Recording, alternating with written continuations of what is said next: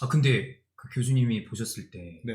이렇게 고생을 하고 극기를 하면 진짜 그 살아가는데 큰 도움이 되나요? 이게 이제 고생과 극기에 초점을 맞춘다기보다는 네. 실제로 야외에 나가서 단체 활동을 하는 경험에 초점을 맞춰야 돼요. 아. 그러니까 저는 뭐 무조건 고생이라 이런 말 되게 싫어하고 네. 가급적이면 편하게 있는 게 그죠? 훨씬 좋죠. 맞아. 그런데 요즘은 이제 우리나라뿐만 아니라 전 세계적으로 아이들이 밖에 나가는 그 빈도나 횟수나 그런 게 시간이나 이런 게 엄청 줄었고요. 잘 안 특히 나가더라고요. 코로나19 때문에 안 나갑니다. 네. 근데 밖에 안 나가면 무슨 일이 생기냐면 아이들의 발달에 문제가 생겨요. 아이들뿐만이 아니라 우리 인간은 자꾸 움직여야 신체 발달도 포함되나요? 네 맞습니다. 네. 이 자꾸 움직여야 쉽게 말씀드리면 피가 돌아요. 아 그쵸. 네. 실제로 연구 결과 보면 걷는 행동이 두뇌 발달에 얼마나 중요한지 이런 거를 보는 연구 결과도 있습니다. 왜냐면 걸을 때 발바닥에 압력이 가해지면서 혈류를 잘 돌게 해주거든요. 그렇기 때문에 아이들이 자꾸 밖에 나가야 되고요. 근데 혼자 나가는 게 아니잖아요. 부모님이랑 같이 야영하는 거. 아 그거 잼버리. 네. 그러면 집에 있을 때는 요즘은 아이들이 하나, 둘, 뭐 많아야 셋 이런 정도이기 때문에 단체로 무언가는 예국자예요. 세 명 키치기나. 진짜 잘 없는데. 네. 어쨌든. 네, 그래서 그렇게 이렇게 같이 무언가를 할 기회가 거의 없죠. 근데 같이 야영을 하면 서로 협동하는 방법도 배울 수 있고요. 거기에서 자기가 한 번도 접해보지 않은 상황이니까 문제를 접하고 해결하는 방법 이런 것들도 배울 수 있거든요. 그러니까 쉽게 말씀드리면 독립심도 배우고 네. 자신감도 얻고 공동체 의식 이런 것들도 기를 수 있다는 거죠. 그런 측면에서 야영을 하는 경험은 제가 보기에는 굉장히 중요한 경험이 될 거라고 봅니다. 근데 그런 걸 생각하면 오히려 요즘에 보이스카웃을 더 해야 되는데 네네. 훨씬 더 줄어들고 있는 거 아니에요? 근데 생각해봐요. 내가 부모다. 요즘 젊은 부모다. 근데 애가 가가지고 갔는데 깨구리한테 물려왔어요. 개구리한테요? 개구리한테 물려요? 황소 개구리한테. 아니 어떻게 아이를 관리를 이렇게 했길래. 아니 요즘 분위기면 이렇게 나오죠. 그러니까요. 다리지 모기가 몇 방 물린 거야 지금 이렇게. 근데 원래 잼버리 취지는 모기도 물리고 일부러 고생을 좀 해봐라의 개념인데 물론 이번 새만금은 또 그거랑 또 별개의 또 이제 행정적인 문제가 있었지만 그렇게 보면 지금 어떤 분이 그 채팅창에서 얘기하시는 것처럼 고생하는 게 잼버리 취지면 우리나라가 딱이네 뭐 이런 얘기도 하시는데 아니, 고생이 솔직히, 원래가 그 기본 원칙이긴 하네요. 솔직히 그 잼버리가 4년마다 열리잖아요. 네. 그 잼버리 그 배지가 있어요 이게요. 4년마다 모으는 사람들도 있어. 맞아요. 나이가 많은 사람들은 모아요 이렇게 그 군대 견장같이 쭉 이렇게 붙여 이렇게요. 그래가지고 그때 그렇게 고생한 거 거기 참가하셨냐고. 참가했다. 훈장 같은 새만금 배지를 이길 배지가 없을 것이다.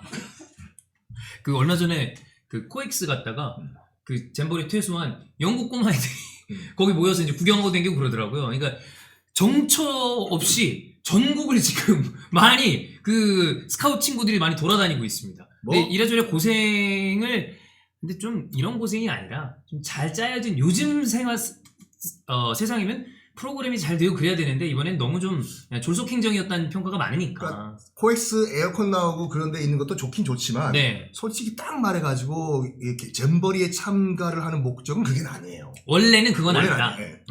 근데 이제 이거를 고생이라고 하면 약간 논란의 여지가 좀 있는 것 같아요. 그러니까 고생이 잼버리 취지냐 이거는 저는 잘 모르겠고 아니겠죠. 네네네. 그런 야영 활동을 실제 현장에서 경험해보는 거. 어차피 잼버리는 짜여진 프로그램 안에서 진행되는 거거든요. 그쵸. 실제 야생에 나가서 극한 경험을 하는 게 목적은 아니에요. 그래서 그런 측면에서는 이제 예상치 못한 어려움들이 생기면 당연히 부모님들은 걱정하실 수밖에 없는 거죠.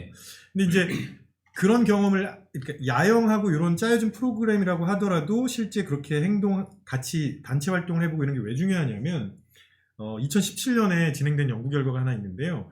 영국에서 예전에 어렸을 때 스카우트 활동을 했던 사람들 하고 그렇지 않은 사람들 10,000명을 모아서 조사를 해봤더니 50세가 됐을 때 심리적인 문제를 겪을 확률이 스카우트 활동을 했던 사람들이 훨씬 더 낮게 나온다는 거예요.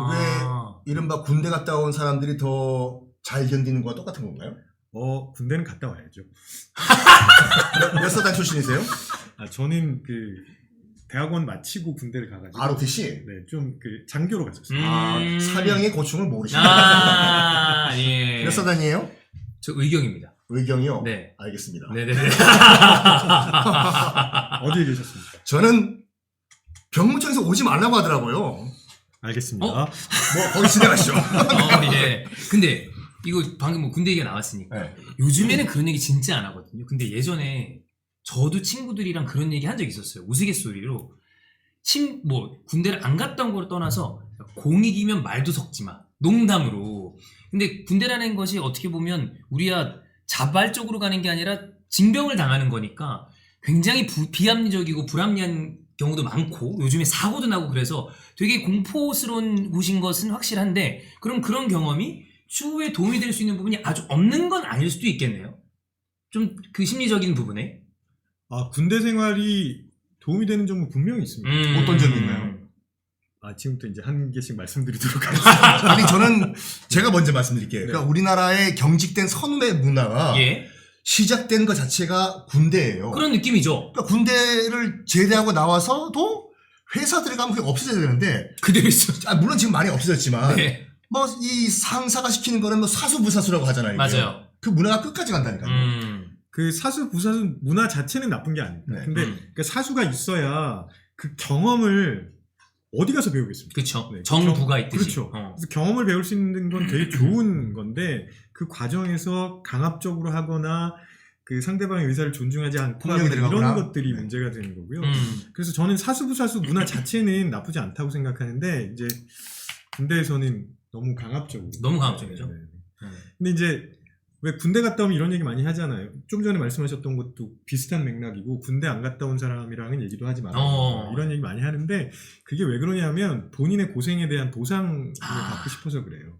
그러니까 사실 다 군대 갔다 이게 뭐 사병 뭐죠?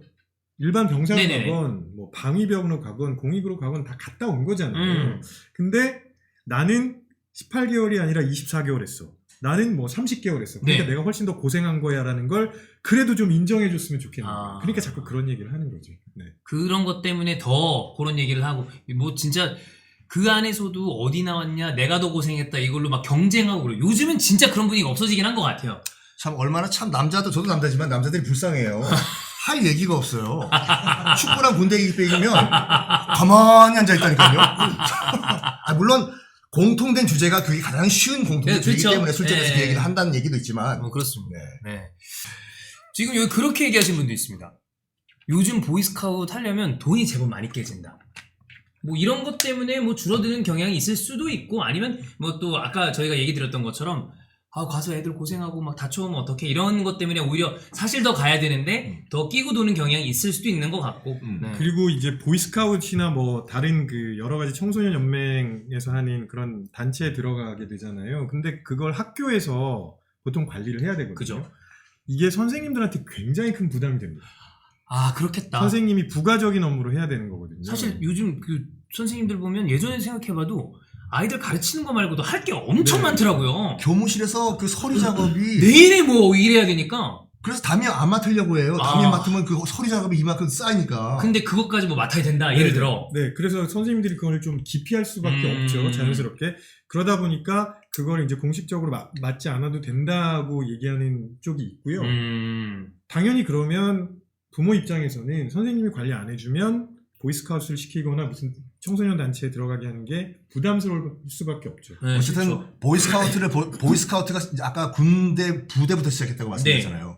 어쨌거나 보이스카우트가 좀 약간 느슨해졌다고 하지만 그래도 상명하복 조직이거든요. 네. 요즘 뭐 여러 가지 우리나라 공교육이라든지 네. 문제를 봐봐요. 선생님이 소리도 못 질러요. 그렇죠. 옆에 서 있으라고 해도 아동학대예요.